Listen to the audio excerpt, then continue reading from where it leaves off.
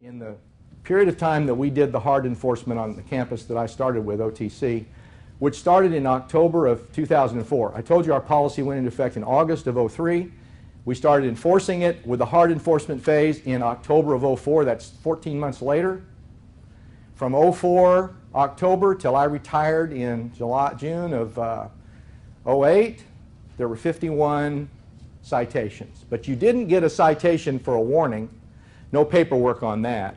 And the only way you could get a citation is the same person that warned you out of this group of people that were empowered to do the enforcement. If you were warned by the same person, and then later that same person observed you violating the policy, then a citation got issued. And now if the same person who warned you and issued you a citation or caused a citation to be issued observed you on a subsequent occasion, then there would be a second citation. That was the way our process worked. And what that eliminated was this notion that, well, somebody's made a mistake. Because what we have is, you have observed me violating the policy, and you've engaged with me 3 times. Pretty hard for me to argue that there's been a snafu in the process.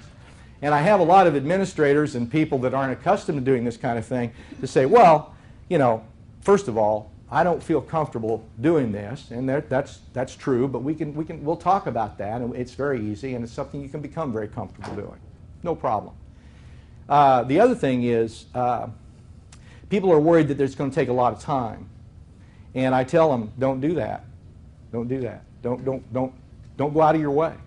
But what we have to do is get our safety and security to know that the president of the institution is also engaging in this activity. And that needs to happen for a while in order for the safety and security people to really be serious about enforcing it. That's what we've learned. And when that happens, trust me, when you get the safety and security people with some high-level people from the institution, including the president, deans, vice presidents, etc., in a big room, and you talk about how we're going to talk to people, how we're going to engage with them, and when you talk to them about community policing philosophy, so we throw a few bones in there of the policing orientation that's community-based, which is really what this kind of relates to, well, then you get safety and security to start perking their ears up. Yes, ma'am. Can you outline the citation process? Like, who are the stakeholders that have to do the paperwork? What is that? Well, it can be done so many different ways, and here's the way I like to do it. I think that it needs to mirror your institutional policy for citation issuance. So what do you do in your institution when people violate parking permits or when people do things that cause citations to be written? What process do you engage in? Probably it needs to follow that kind of process. Well, currently just safety and security does that. So right. We're asking deans and everything to do this. Like, are they reporting that to safety Yeah. and security, or What, do they have their own channels? No, what they would do is they would report after, let's assume that you and I are the two. You're the student and I'm the person that's empowered. I'm not a safety and security person. I observe you. I have the conversation with you the first time. It's a warning, you know, and we talk about it. And then I observe you on a second occasion. And I say, gee, I think we talked about this just a few weeks ago about the tobacco thing, blah, blah, blah. And then I say, I'm going to now turn your name into safety and security, and you'll be receiving a citation in the mail for a fine for X amount of dollars, or an option to work a couple hours of labor picking up refuse on campus that'll be supervised by someone in security or buildings and ground. That's the way I would do it if safety and security is the group that does that. So they're still issuing the citation. I'm not expecting an administrator to issue the citation, but they would notify the security of the appropriate, of what needs to happen. That, of course, depends upon being able to identify the person. And there is some art around that issue, because you'll have some students that will refuse to present an ID. What do you do about that? I'm sure you have policies that stipulate that if students are in violation of institutional policy, they are required to show an ID. So you may have to invoke that policy with your students. And if you don't have such a policy, you may want to look at having such a policy, because it is important for you to be able to identify who is a student on your campus and to have them self-identify. But here's what I like to do. I like to make it more soft. Everything is to be made soft. Everything is to be made so that we're demonstrating a desire to bend over backwards to accommodate these individuals that we're dealing with. We never want to come at people hard-nosed. We never want to come at people from a mean-spirited. We don't want to demonize them. That has hurt us tremendously with tobacco users. They have all feel like everyone's shooting at them. We got to stop that. We got to be respectful. That works so much better. So here's what I like. If I talk to Amanda the first time that I observe her using tobacco on campus, I'll role play a little bit. Here, I walk up to Amanda. I say, "Excuse me, my name is Ty Patterson. I work here at Cornish. I don't know your name.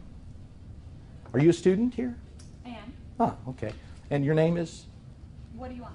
Well, I noticed that I noticed you're smoking, and I'm sure you have forgotten, or maybe don't realize, but we are a tobacco-free institution or smoke-free institution. Are you aware of that?